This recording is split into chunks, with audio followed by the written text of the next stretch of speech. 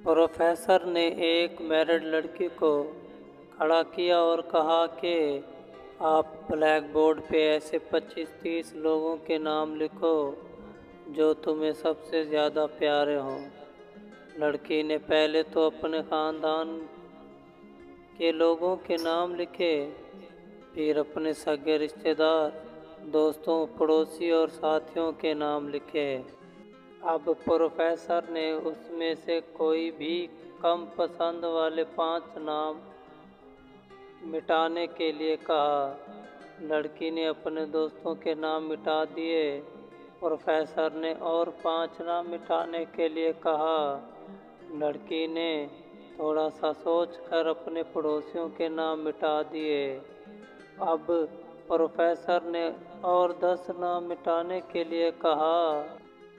लड़की ने अपने सगे रिश्तेदारों के नाम मिटा दिए। अब बोर्ड पर सिर्फ 4 नाम बचे थे, जो उसके मम्मी पापा, शौहर और बच्चों के नाम था। अब प्रोफेसर ने कहा, इसमें से 2 नाम मिटा दो।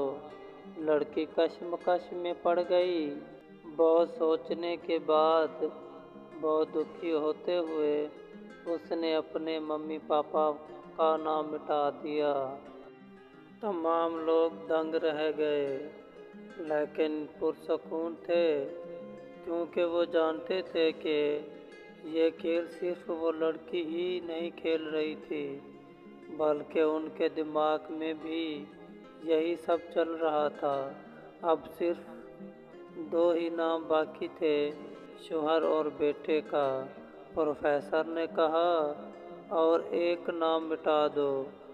लड़की अब सहमी सी रह गई। बहुत सोचने के बाद रोते हुए अपने बेटे का नाम काट दिया। प्रोफेसर ने इस लड़की से कहा, तुम अपनी जगह पर जाके बैठ जाओ, और सबकी तरफ गौर से देखा और पूछा, क्या कोई बता सकता है कि ऐसा क्यों हुआ कि सिर्फ शौहर का ही नाम बोर्ड पर रह गया। सब खामोश रहे। फिर प्रोफेसर ने इसी लड़की से पूछा, इसकी क्या वजह है। इसने जवाब दिया कि मेरा शौहर ही मुझे, मेरे माँ बाप, बहन भाई, हत्ता कि अपने बेटे से भी ज़्यादा अजीज है। वो मेरे हर दुख सुख का साथी है। मैं इस हर वो बात शेयर कर सकती हूँ जो मैं अपने बेटे या किसी से भी शेयर नहीं कर सकती। अपनी ज़िंदगी से अपना नाम मिटा सकती हूँ, मगर अपने शौहर का नाम कभी नहीं मिटा सकती।